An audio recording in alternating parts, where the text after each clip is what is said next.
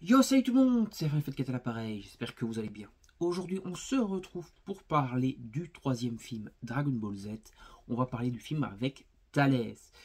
Et donc, le film avec Thalès est un film, encore une fois, que j'ai bien apprécié, même si parfois il y a quelques petits bémols dedans. Encore une fois aussi, il faut le considérer comme un film qui ne peut pas faire partie de l'œuvre principale, que ce soit l'animé ou le manga papier, mais qu'on peut éventuellement placer dans un univers parallèle. Dans cet univers parallèle, du coup, Vegeta serait éventuellement mort sur Terre. Du coup, il n'aurait pas été voir Freezer, et Freezer serait parti faire son Zazu dans l'espace sur Namek, sans du coup être intéressé par la Terre. Donc ça c'est dans cette chronologie-là. Et également, du coup, Piccolo aurait survécu à l'attaque de Nappa. Il aurait été genre juste dans le coma, mais il serait pas mort. Et Chaos ne se serait pas sacrifié, parce que oui, Chaos est présent dans ce film. Et donc, du coup, si Piccolo avait survécu et qu'on avait utilisé les Dragon Ball de la Terre pour ressusciter Chaos, ce n'aurait pas été possible, puisque Chaos avait déjà été ressuscité par les Dragon Ball de la Terre. Donc du coup, il n'y avait pas la possibilité du coup de ressusciter Chaos. Donc du coup, Chaos n'est pas mort dans l'arc Saiyan, Piccolo n'est pas mort dans l'arc Saiyan, on a ressuscité éventuellement Yamcha et Tonchin Han, Vegeta est mort, Freezer est dans l'espace. Voilà, pour un peu placer le film dans une chronologie du coup d'un univers parallèle.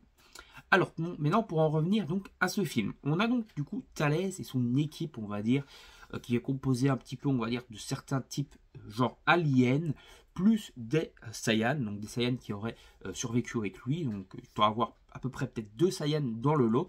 Le reste, ce serait donc, comme je disais, des mutants ou des renégats de l'armée de Freezer.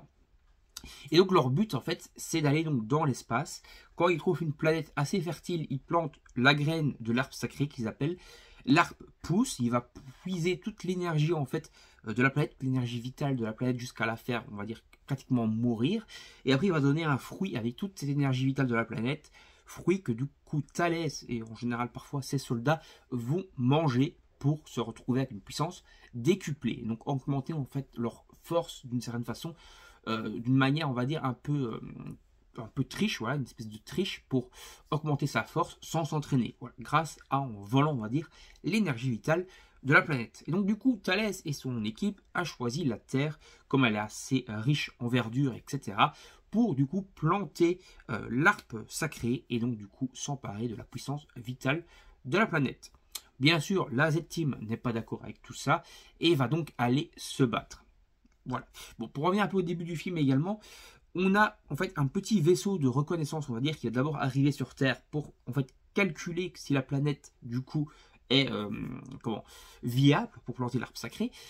En s'écrasant, cette petite capsule va déclencher un incendie pour lequel du coup Sangohan, Bulma et je pense Krillin, si je dis pas de conneries, vont rassembler les Dragon Ball pour réparer du coup les problèmes dus à cet incendie qui a ravagé une grande forêt et qui a tué également du coup des animaux, etc.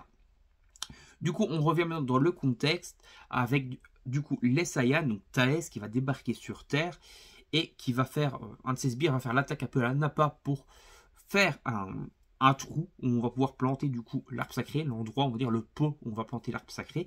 Cette attaque va détruire le vaisseau de Yamcha au passage, s'il vient de payer, l'avion plutôt. Et donc on va retrouver après notre Yamcha avec les membres de la Z Team occupés un peu à se plaindre d'avoir perdu tout son fric dans cet avion qui du coup a été détruit et du coup il va devoir payer un tas de cendres puisqu'il s'était endetté sur 15 ans. Et donc du coup pendant qu'ils s'occupent à faire leur petite réunion, on va dire tranquille, Kaio va prévenir Goku que l'arbre sacré a été planté sur Terre et qu'il y a donc une grosse menace pour la Terre. Donc ils vont aller affronter Thalès qui protège l'arbre sacré avec son petite équipe. Il va y avoir un gros combat du coup qui va se déclencher. Thalès va s'emparer de Sangohan et va du coup créer une lune artificielle pour le transformer en gorille géant parce que oui, la queue de Sangohan a repoussé et du coup il va vouloir un peu donc se servir de Sangohan comme arme, on va dire, et puisqu'il le considère également comme appartenant à sa race puisque c'est un Saiyajin.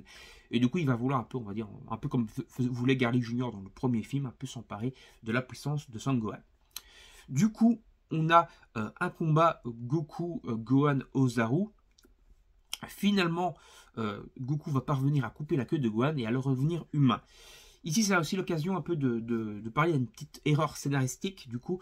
C'est qu'en fait, donc Thalès va créer une lune artificielle comme fait Vegeta. Il va donc transformer Gohan en lui faisant regarder cette lune, mais il va détruire la lune directement après pour éventuellement ne pas se transformer lui-même en la regardant.